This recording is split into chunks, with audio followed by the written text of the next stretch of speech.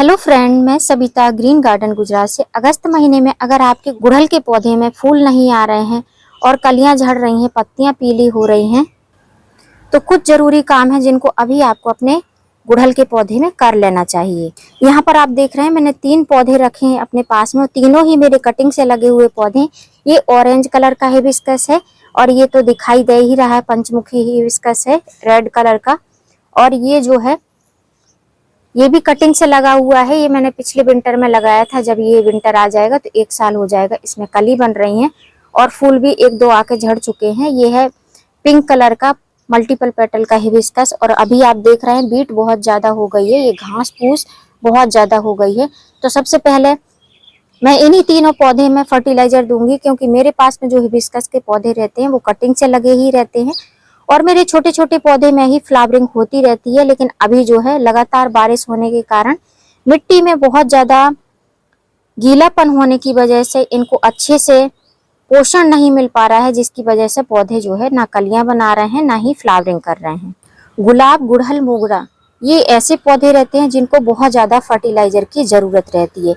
इनको अगर आप मंथली 1 बार फर्टिलाइजर नहीं देंगे तो पौधे अच्छे से ग्रोथ भी नहीं करते हैं, और जब पौधों में ग्रोथ नहीं होती है तो उनमें किसी प्रकार के फूल और कलियां नहीं आते हैं।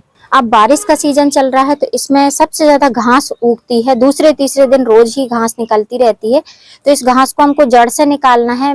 मैंने जो है ऊपर से इसको खींचने की कोशिश करी तो ऊपर से कट हो गई और नीचे से जो है जड़ें एकदम फंसी हुई हैं। तो इनको हमको जड़ से निकालना है धीमे धीमे करके, और सभी को इस तरीके से जड़ से निकाल लेना है, क्योंकि आप देख पा रहे हैं इनकी जड़ बहुत ज्यादा रहती हैं।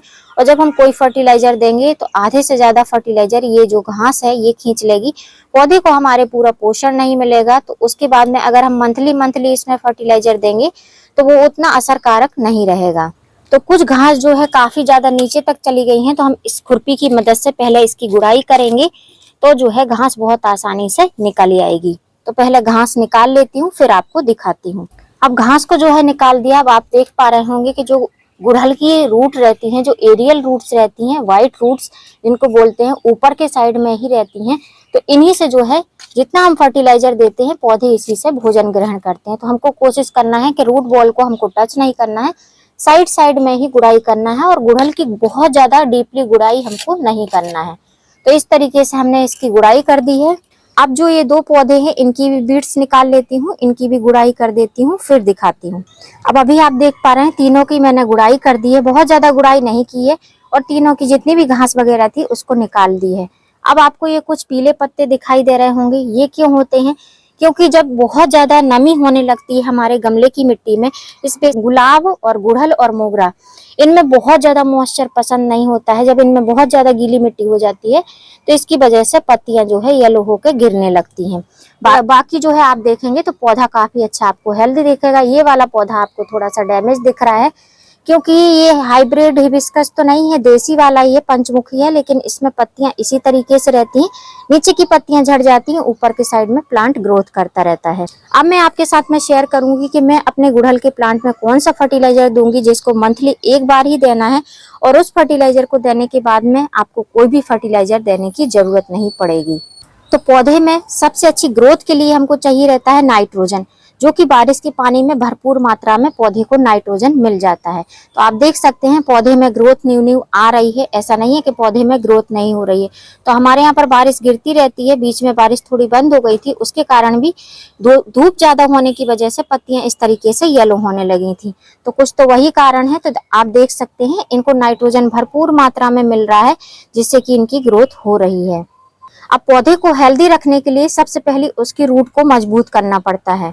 तो उसके लिए सबसे पहले हम मिलेंगे ये जो हमारे पौधों में रूटिंग हार्मोन का भी काम करेगा, मतलब रूट को भी मजबूत करेगा, हेल्दी बनाएगा।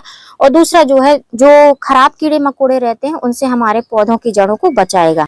तो ये जो है ये है नीम खली। नीम खली आपको कहीं भी मिल जाएगी, किसी भी नर्सरी में मिल जाएगी। 50 रुपए में आपको 1 kg या ½ kg मिल जाएगी। सब जगह अलग अलग प्राइस रहता है। मैं 50 रुपए में या 80 रुपीज में 1 kg लेकर आई थी। तो एक बार आप ले आएंगे तो आपको बहुत टाइम तक नीम खली नहीं लानी पड़ेगी। नीम खली आपके पौधों की जड़ों को बहुत अच्छे से सुरक्षित रखता है, जड़ों को मजबूत करता है, और एक प्रकार का फर्टिलाइजर का भी काम करता है। हम एक बाउल ले लेंगे। हमारे पास में 3 गमले हैं तो 3 गमले के हिसाब से 3 टेबल स्पून हम जो है नीम खली लेंगे। 2.5 भी ले सकते हैं या 2 भी ले सकते हैं, क्योंकि गमले की जो है हाइट कम है, मतलब गमले छोटे हैं और पौधे भी उतने बड़े नहीं है। मैंने लगभग 3 टेबल स्पून के करीब नीम खली लिया है। अब जैसा हमेशा ही बोलती हूँ कि बहुत सारे लोगों का क्वेश्चन रहता है कि नीम खली डालने के बाद फंगस लग जाता है हमारे पौधों की मिट्टी में, तो ऐसा ना हो इसके लिए हम यूज करेंगे फंजीसाइड पाउडर। आपके पास में फंजीसाइड पाउडर ना हो तो आप जो है हल्दी या सिनेमन, दालचीनी जो रहता है उसका भी यूज कर सकते हैं। तो लगभग 1 टेबल स्पून के करीब हम फंजीसाइड पाउडर ले लेंगे। मेरे पास में साफ का फंजीसाइड है, आपके पास में जो भी हो वो आप यूज कर सकते हैं। अब ये 2 चीजों से हमारे गुड़हल की जो जड़ें हैं वो काफी अच्छी मजबूत हो जाएंगी। अब यहाँ पर ये वाला गुड़हल का प्लांट आप देख रहे हैं, इसकी ब्रांच बहुत ज्यादा थिक नहीं है, मतलब कि जो ब्रांचेस निकल रही हैं वो बहुत ज्यादा हेल्दी नहीं दिखाई दे रही हैं। तो ये इसकी तो कुछ वैरायटी ही ऐसी है, लेकिन तब भी हमको अपने जो पौधों पर जो जरूरी काम है वो करते रहना चाहिए। तो ये जो कमी होती है ये फास्फोरस की कमी की वजह से होता है। तो जब हमारे पौधों को फास्फोरस नहीं मिलता है तो ब्रांच जो है पतली पतली लेगी लेगी सी रहती है, चाहे कोई इंडोर प्लांट हो या आउटडोर प्लांट हो। तो हम फास्फोरस की कमी को दूर करने के लिए यहाँ पर आप देख रहे हैं ये छोटे छोटे से ग्रेन्यूल्स आपको दिखाई दे रहे हैं, ये है डीएपी, डाई अमोनियम फास्फोरस। इसके दाने मैंने लिए, बहुत ही बारीक वाले दाने हैं, सबसे छोटे वाले। इसमें 3 वैरायटी मैंने देखा है, 3 तरीके के दाने आते हैं, एक बहुत बड़े बड़े रहते हैं, एक मीडियम साइज के, और ये एकदम छोटे छोटे से रहते हैं। तो मैंने इसके दाने लिए हैं। मेरा गमला जो है 8 इंच का नहीं है, उस हिसाब से जो है मैं इसके दाने जो है 8 से 10 दाने एक गमले के हिसाब से डालूंगी। तो मैंने 3 गमले के लिए इतने ग्रेन्यूल्स लिए हैं। तो जो डाई अमोनियम फास्फोरस रहती है इसमें फास्फोरस की मात्रा काफी अच्छी रहती है, जिससे कि हमारे पौधों को फास्फोरस मिलता है और पौधे जो है हमारे काफी हेल्दी ग्रोथ करते रहते हैं। तो ये 3 चीज मिक्स करने के बाद में हमारे पौधे की जड़ें काफी अच्छी मजबूत हो जाएंगी, ब्रांचेस काफी मजबूत हो जाएंगी। उसके बाद में अगर आपके पौधे की पत्तियां ऊपर के साइड ही येलो हो जा रही हैं, झड़ रही हैं, तो उसके लिए आपको यूज करना है, यहाँ पर आप देख रहे हैं व्हाइट कलर का पाउडर ग्रेन्यूल्स टाइप है, ये है एप्सम सॉल्ट, जिसको मैग्नीशियम सल्फेट कहते हैं। अगर आपके पौधे की पत्तियां पीली होकर झड़ रही हैं ऊपर के साइड से, नीचे की पत्तियां पीली होकर झड़ती हैं तो कोई प्रॉब्लम नहीं है। अगर ऊपर की पत्तियां पीली होकर झड़ रही हैं तो आप एप्सम सॉल्ट का यूज कीजिए।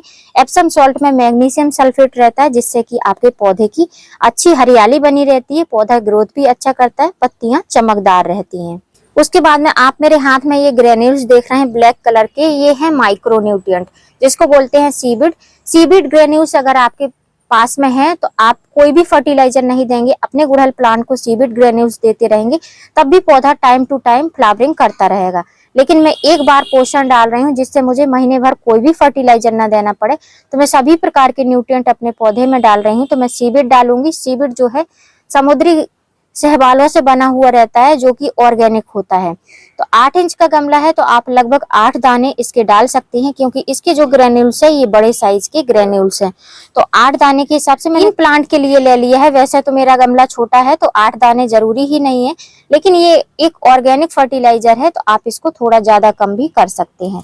तो ये इससे जो है फ्लावरिंग बहुत अच्छी होती है। अगर आपके पौधे में किसी प्रकार की कमी नहीं है, खाली फ्लावरिंग नहीं हो रही, कलियां नहीं बन रही, फूल नहीं आ रहे हैं, तो आप सीबिड ग्रेन्यूल्स का यूज कर सकते हैं। सीबिड जो है आपको ऑनलाइन भी मिल जाएगा, ऑफलाइन भी जो है एग्रीकल्चर शॉप पे मिल जाएगा। अब सबसे लास्ट में जिस चीज के लिए हम अपने गार्डन में पौधे लेकर आते हैं वो चीज डालेंगे। हम पौधे लाते हैं हमारे गार्डन को सुंदर बनाने के लिए, फ्लावर से भरने के लिए। तो फ्लावर से भरने के लिए अगर पौधे में आपको फ्लावरिंग चाहिए तो उसमें पोटेशियम की मात्रा होनी चाहिए।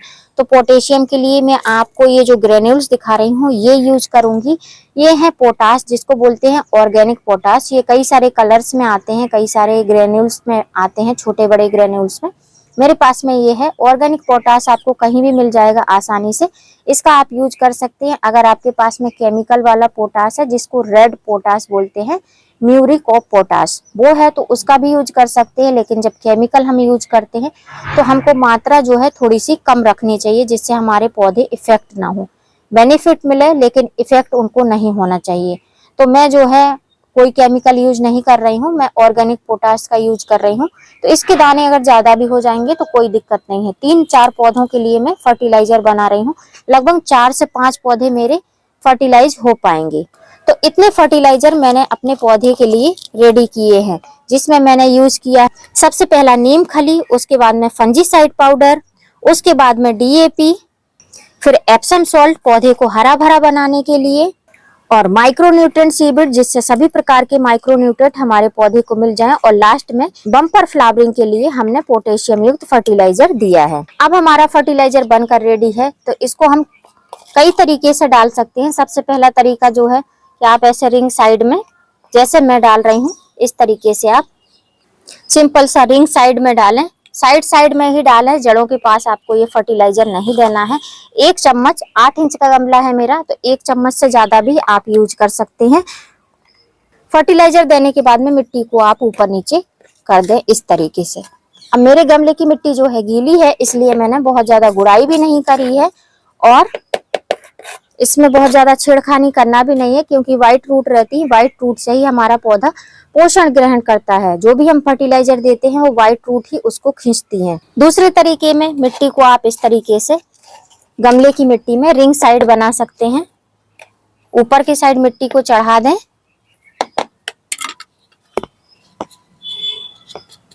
इस तरीके से, और लगभग 1 टेबल स्पून के करीब आपको लेना है, और इस तरीके से स्प्रिंकल कर देना है और मिट्टी से ढक देना है।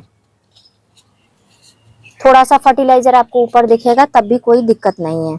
ऐसे ही अब हम इसमें भी ये फर्टिलाइजर देकर और इसको ऐसे कर देंगे। बस इतना करने के बाद हमेशा याद रखें, पौधे को पानी देना बिल्कुल भी ना भूलें। मिट्टी भले ही गीली है, जैसे मेरे गमले की मिट्टी गीली है, तो मैं जो है थोड़ी ही मात्रा में फर्टिलाइजर दे रही हूँ। आप ये रूट्स देख रहे हैं, ये हैं व्हाइट रूट्स, जो व्हाइट कलर की कुछ टूट भी गई हैं और कुछ जो है ऊपर की तरफ आपको दिखाई दे रहे होंगे। तो इनको इसी तरीके से ढक देना है, और जो सूखे पत्ते आपको दिख रहे हैं इनको हटा देना है। तो जितने पौधों में आप फर्टिलाइजर देते हैं, स्पेशली सॉलिड फर्टिलाइजर, तो आपको पानी देना बिल्कुल भी नहीं भूलना है। भले थोड़ी ही मात्रा में पानी दें, लेकिन पानी आपको देना है। अब बात आती है कि ये फर्टिलाइजर आपको कितनी बार देना है। तो ये फर्टिलाइजर मंथली 1 बार ही यूज करना है, इससे ज्यादा आपको इस फर्टिलाइजर का यूज नहीं करना है अपने पौधों की जड़ों पर। दूसरी बात कि ये फर्टिलाइजर आप कौन कौन से पौधों में दे सकते हैं, तो किसी भी फ्लावरिंग प्लांट में इस फर्टिलाइजर का आप यूज कर सकते हैं। तीसरी बात कि किस टाइम पर ये फर्टिलाइजर देना है, तो या तो आप मॉर्निंग के टाइम पर दें ये फर्टिलाइजर, या फिर जो है आप इवनिंग के टाइम पर ये फर्टिलाइजर का यूज करें। और यदि लिक्विड फर्टिलाइजर बनाना चाहते हैं, तो इन्हीं सब फर्टिलाइजर को आप गलाकर रख सकते हैं। ग्रेन्यूल्स फॉर्म है तो जल्दी से गलते नहीं है, इसलिए मैंने जो है सॉलिड फॉर्म में ही डाला है।